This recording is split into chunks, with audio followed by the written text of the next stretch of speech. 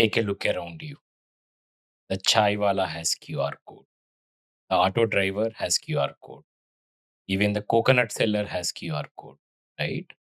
India today looks like the most digital payment experiment in the world. UPI alone now processes more than 28 lakh crores of transactions every month, which naturally leads to the conclusion everyone keeps repeating: India is going cashless. But here is a strange thing. While UPI is obviously exploding, India is also printing more cash than ever before.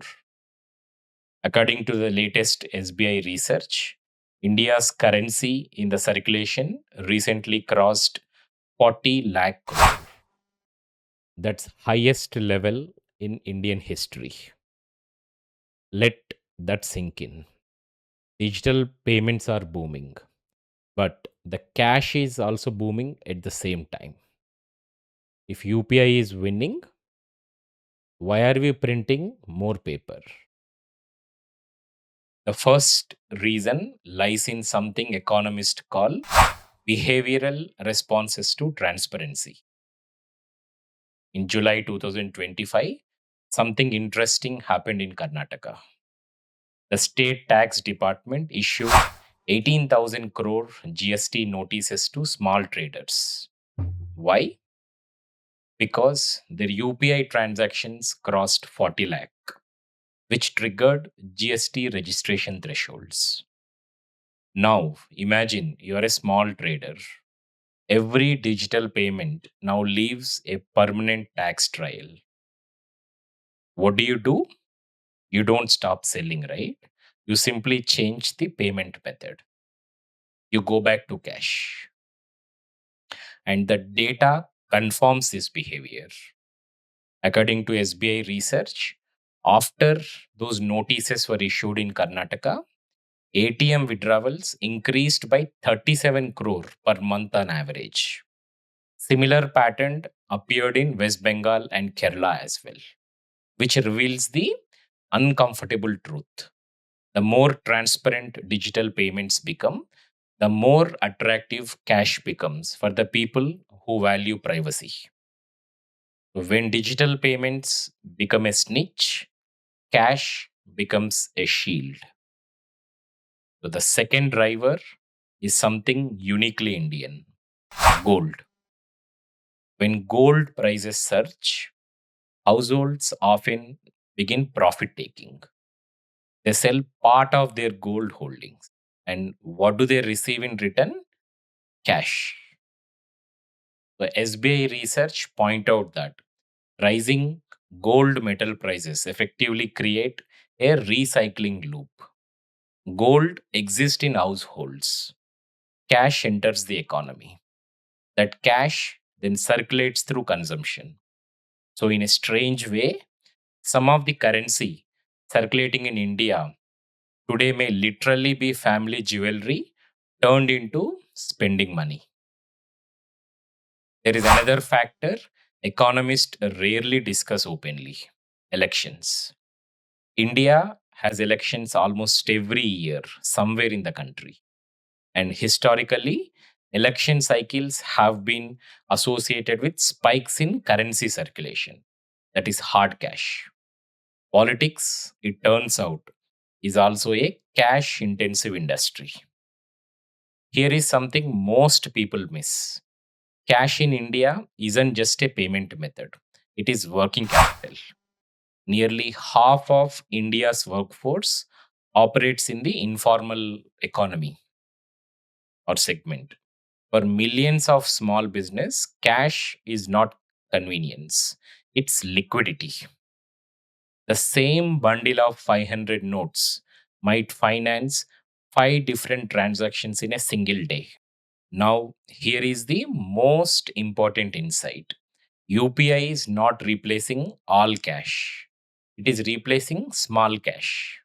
NPCI data shows that 86% of UPI person to merchant transactions are below 500 rupees. Think about your own behavior. Tea. or autos or food delivery or groceries. UPI dominates small ticket payments. But something interesting happened after 2000 note withdrawal in 2023. The 500 note took over the system. Today, it represents about 86% of the value of total currency in circulation. So the reality is simple. UPI replaced the 10 rupees or 100 rupees note economy. But the 500 note economy is booming. We use UPI for coffee, but for savings, precaution, and large spending, India still trusts cash. And another powerful factor is rural India. For millions of people, cash is still the most reliable financial system in rural. Why? Because cash works offline. No server, no internet, no electricity, no network, just paper. Bank deposits growth today is around 10.6% as of January 2026. So when deposit rates are low, many households prefer keeping liquidity outside the banking system. Economists call this precautionary demand for money. In simple terms, cash is peace of mind. Interestingly, India is not unique. Economists call this phenomena the Rogoff paradox. In countries like US and Japan, about 80 to 90% of physical currency is exist in large denominations. Despite UPI's success, India's cash to GDP is still around 12 to 14%, similar to several advanced countries or economies, which means India's cash usage is not abnormal. It's structurally embedded in the economy. Why? Because cash slowly evolves from payment tool into a store of value. India is simply following the same pattern. So there is another fascinating signal. National ATM withdrawal looks stable, but certain states are seeing sharp increase. States like Karnataka, West Bengal, Tamil Nadu, which means even in digital economy, people are still converting digital money into physical cash regularly. Now, here is where things gets interesting for investors. If cash circulation is not dying, then someone must be handling that cash, right? And that brings us to an overlooked business model: cash management companies. The most dominant player in India is CMS Infosystems. Most people think their business is just refilling ATMs, but that's only part of the story. They actually control what you could call the middle mile of the cash economy. They move cash between banks, ATMs, or retailers' currency chest. Essentially, they are the logistics network of physical money. So here is where the skeptic thesis become an investment thesis. First, the Suru advantage. Cash demand is strongest in semi-urban and rural India.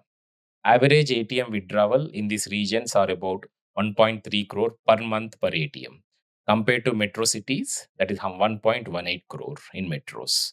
That means the real cash economy is actually stronger outside the big cities, exactly where digital infrastructure is weakest. And reason number two, sticky banking contracts.